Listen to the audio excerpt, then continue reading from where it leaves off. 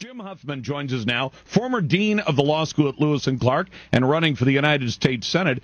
Jim, good to have you back on. Lars, it's great to be back. Thanks for having me. Listen, I got to tell you something. I think there are great things happening, and the Rasmussen poll seems to show that your campaign is going to be very successful.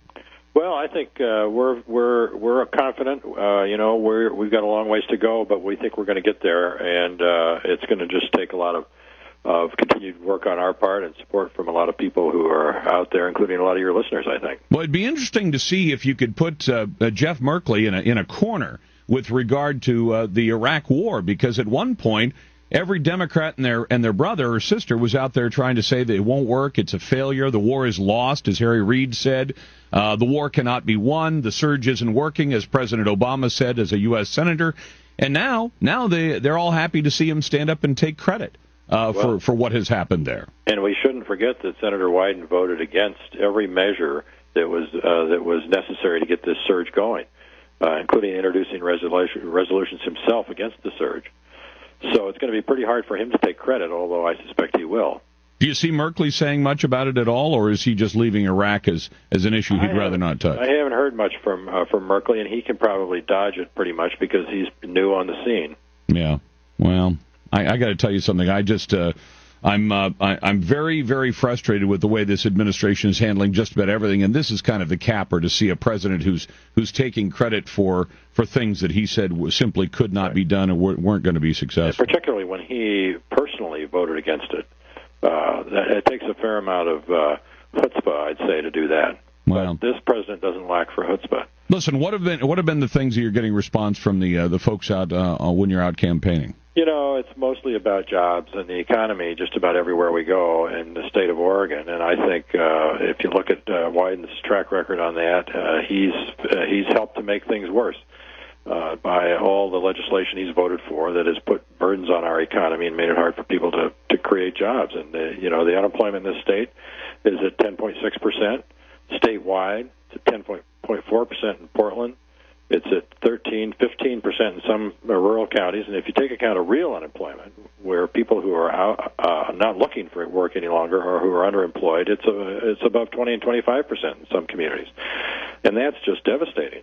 So, as we come up on Labor Day here in a week, I think we ought to be giving some thought to what the impact on workers has been of this Democratic administration. I don't think it's been very successful. And again, I brought this up earlier with Scott Bruin, who's doing very well, in his race. And the man who heads up Intel, Odolini, talking about how government regulation and taxes make it $1 billion more expensive to put an Intel fabrication plant anywhere in America versus anywhere in the rest of the world.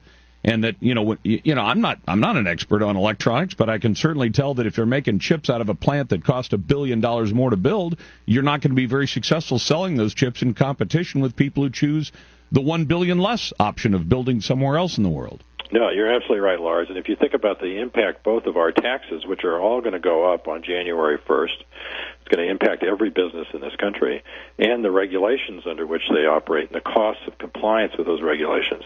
It's little wonder that American companies aren't competing with companies around the world. And then you put it in the context of Oregon, where there's further burdens imposed by the state of Oregon. And it's little wonder that people are moving out of this state and taking their businesses elsewhere and the jobs with them. Well, at least some of the communities we've been hearing today have kind of wised up, and they've figured out that if they don't amend the way that they're doing business or offering business locations to people, that they're going to be in trouble. Gresham has just agreed to start cutting down the requirements on businesses to move in, and at some point, I don't want it to be a selective thing. I'd like it just to be general. That if they think it's a bad enough business environment, you've got to give special exceptions to get somebody to move in. It probably suggests you should be giving exceptions to everyone who already does business there so they don't leave. That's right. And the whole idea of special exceptions to attract business is a bit of an affront to the businesses that are already there and are paying the full bill. And, you talk about Gresham. Another good example is Springfield, just east of Eugene. Businesses are moving across the river to Springfield, which is very business friendly. They got a great mayor there who's promoting business. And if you go to Springfield and walk down the main street, you see the difference. I mean, it's looking pretty prosperous, even in these tough economic times. And that's because it's a friendly business environment. Well, that's the thing. I was kind of giving the folks out at Troutdale a hard time. I've heard 2 or 3 different stories about how the Cabela's, the new Cabela's sporting goods shop, ended up in Springfield instead of Troutdale, because I understood they were looking at Troutdale. Right. And I've heard various stories about how they ended up there. But, I mean, you're going for a federal office. We really, I guess, should focus on some of these federal issues, but some of them end up being local. This battery company that, Wyden and Merkley and Wu and the whole crowd have been bragging about getting millions of dollars to the Revolt Battery Company to relocate its North American headquarters to Portland. Revolt doesn't have a North American headquarters. They've rented, and it turns out they've rented about 15,000 square feet of office space out on Airport Way, and they've scored, $6 or $7 million in local money, state and local, and another $5 or $6 million in federal money for renting some office space and hanging a shingle out front. Right. And they don't have anything developed. I mean, in a lot of ways, I think there's a bigger, deeper story there that I don't have the resources to investigate, but here's a foreign company that has never produced a battery in its existence. They have some nice patents and designs, and somehow our governments, state, local, and federal, are handing them millions of dollars, saying, here, develop batteries for electric cars, when the company has never done anything of the sort. And if they do end up developing the design that becomes the one that GM and everybody else couldn't come up with, great. But they're a foreign-owned company. There's no reason they'd necessarily keep their operations here. But they certainly sold a bill of goods to people like Wyden and Merkley. And you can bet that Wyden and Merkley will take credit for having brought these companies to Oregon, even though it's costing the taxpayers a huge amount of money to get them here, and not enough in any time period to offset whatever gains we get in jobs and tax revenues.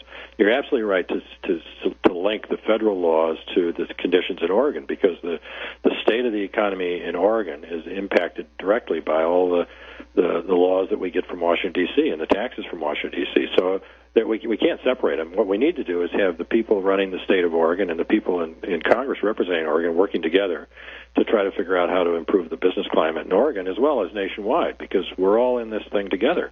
At the very least, getting back there, you would vote to help defund or discontinue the Obamacare plan?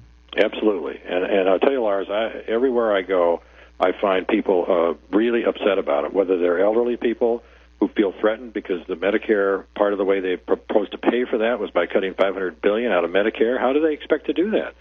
People concerned about access to health care because they understand that if you make it more expensive to provide health care, which is the consequence of that, and create a situation in which doctors can make less, which happens because of the Medicare compensation system, you're not going to have enough doctors. And without enough doctors, patients are going to suffer. At the end of the day, that's what really matters, is patients. And I think patients are going to suffer under this bill, and I find very few people who think differently. Jim, somebody just emailed and asked if Sarah Palin was coming to Oregon to campaign for you. She is not to my knowledge. Yeah.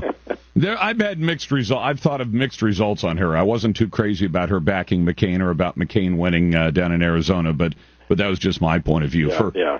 It's hard to read what the impact would be on Oregonians, and some would be very high on her, and others would not be. That's probably true of anybody who might come into the state. But we have had no offers from her or no plans to bring her. We certainly welcome people who are supportive to come to Oregon and help us out. Absolutely. Where's your website so people can help you out directly? It's HuffmanForSenate.com. Just go there. You can volunteer. You can donate. You can find out about where we stand on the issues.